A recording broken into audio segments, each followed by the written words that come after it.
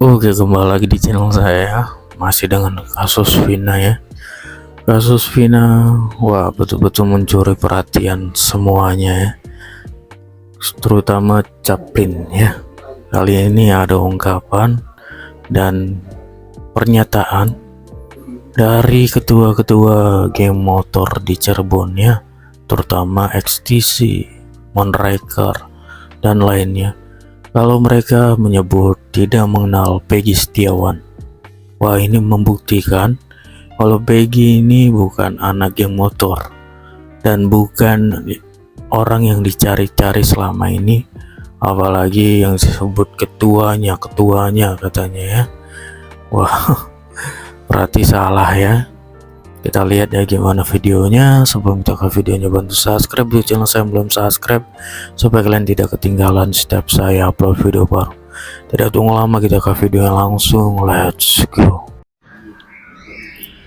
Halo sedulur, Bong Dermayu angkat bicara. Mr. Chaplin. Baru-baru ini ketua para ormas seperti FTC, Monraker, GBR dari wilayah Cirebon sudah mengungkapkan statement bahwa ketua FTC, ketua Monraker, GBR dan lain-lain di wilayah Cirebon tidak mengenali sosok Peggy Setiawan yang sekarang jadi tersangka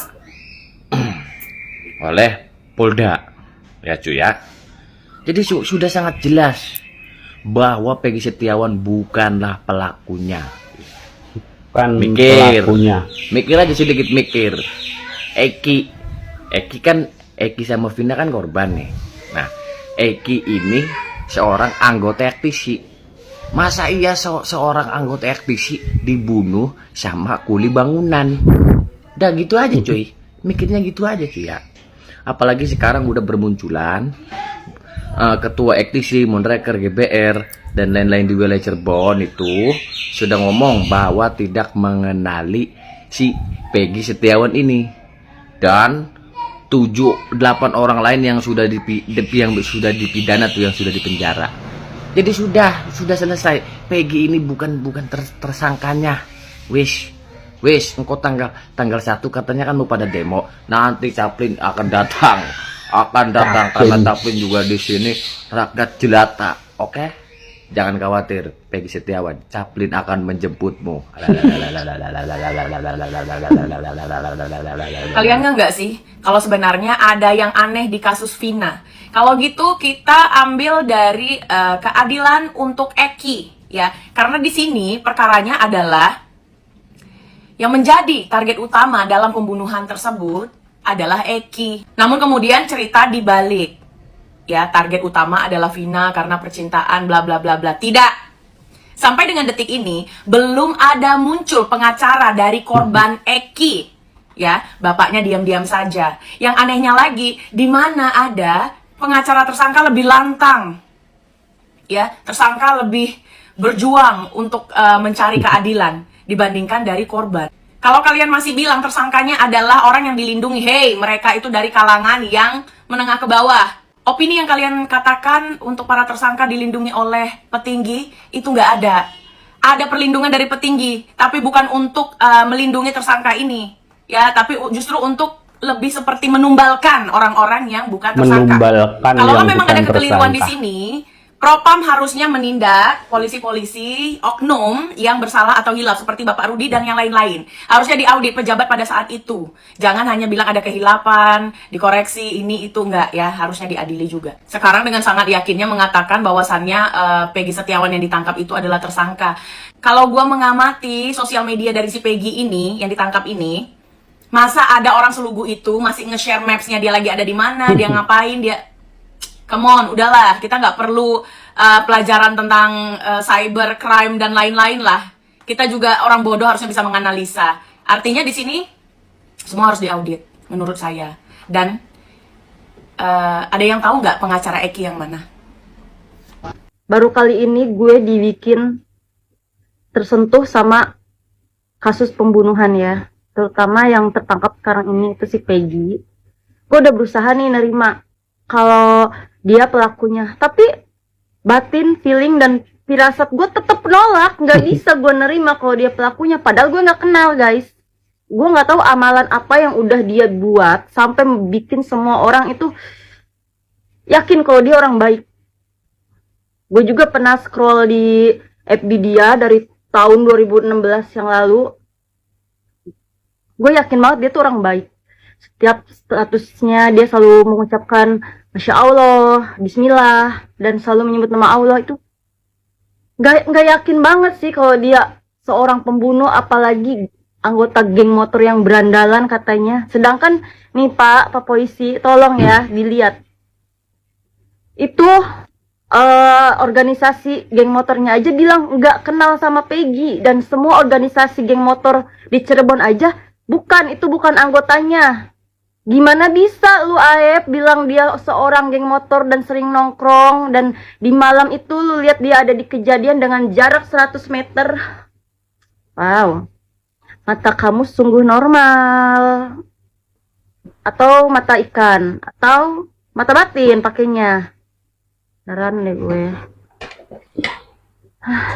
Coba deh Pak polisi diselidiki lagi ya, kasihan. Kalau Bapak nggak mendengarkan saksi dan suara rakyat kecil, orang kecil, hukum mana yang bisa kita percaya, Pak?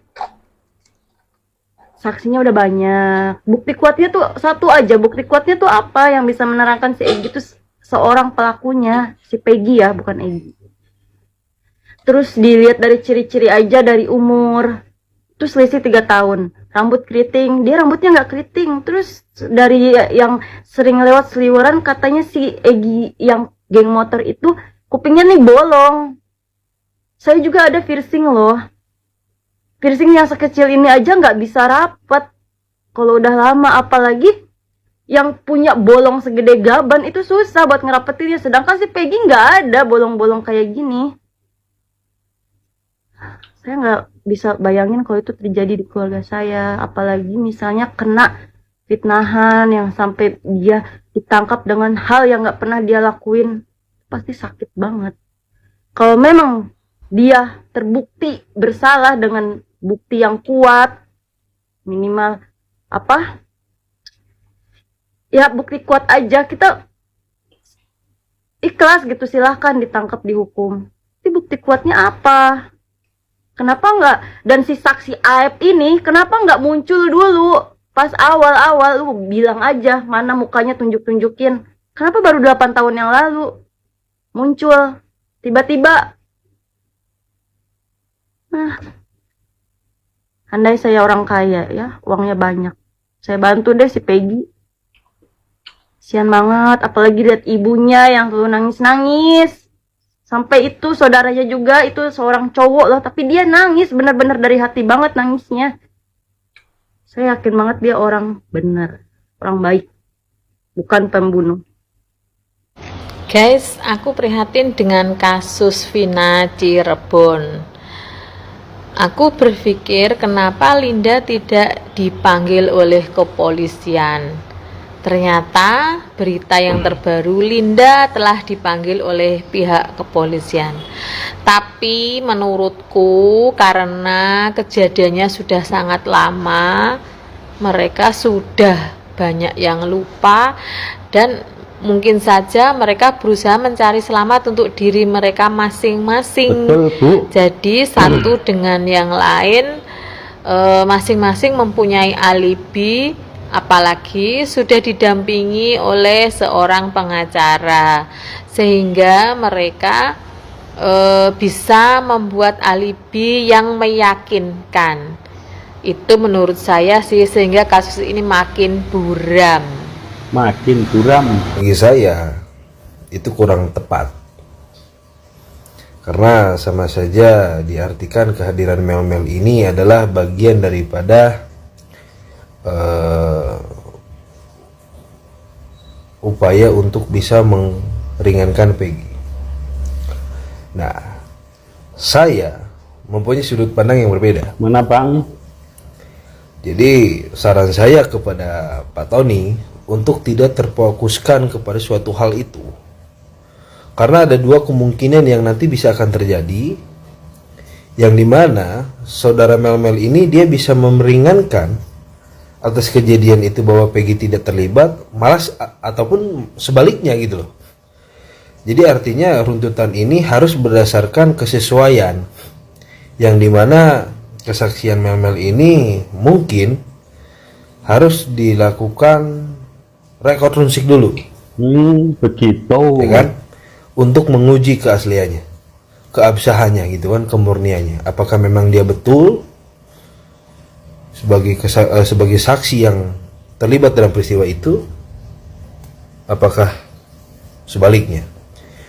Karena kalau diartikan kehadiran Mel ini hanya bisa menguntungkan untuk Peggy, artinya kita kemakan dalam satu langkah yang notabene ini tidak mampu untuk menganalisa bagaimana kehadiran-kehadiran yang orang-orang berspekulasi, ya kan, dalam peristiwa ini. Sebenarnya sederhana sih ya hal-hal ini, ya kan. Saya rasa perlu ketelitian kepada pengacara Peggy untuk bisa menyikapi orang-orang yang berspekulasi dalam kesaksian peristiwa ini, ya kan. Jadi saran saya kepada pengacara Peggy untuk lebih fokus menghadirkan bukti dan saksi yang dimana nanti dilakukan dalam persidangan untuk membanding-bandingkan tuduhan-tuduhan di luar itu. Karena kalau kita fokus kepada kehadiran Mel dengan apa yang disampaikan pada saat itu, artinya suatu hal ini itu masih bersifat abstrak. Kita kan tidak tahu ya upaya apa yang dia lakukan pada saat nanti diperiksa oleh penyidik. Apakah itu bisa meringankan untuk Peggy ataupun sebaliknya. Wallahu alam, ya kan. Jadi kita fokus kepada fokus kepada langkah kita untuk bagaimana caranya bisa membuktikan bahwa Peggy ini tidak bersalah. Ya, salam hormat. Oke, itu dia videonya ya. Ungkapan dari Mr. Chaplin ya. Benar sekali yang dibilang. Kalau ketua geng motor saja nggak kenal Peggy Setiawan, berarti dia bukan pelakunya ya. Berarti bukan orang yang selama ini dicari. Wah, makin terang ya. Makin kesini makin banyak bermunculan fakta-fakta kalau Peggy Setiawan itu bukan DPO selama ini. Wah, siapa yang dicari sebenarnya ya? Wah, semoga terungkap ya secepatnya. Oke, itu sekian video dari saya buat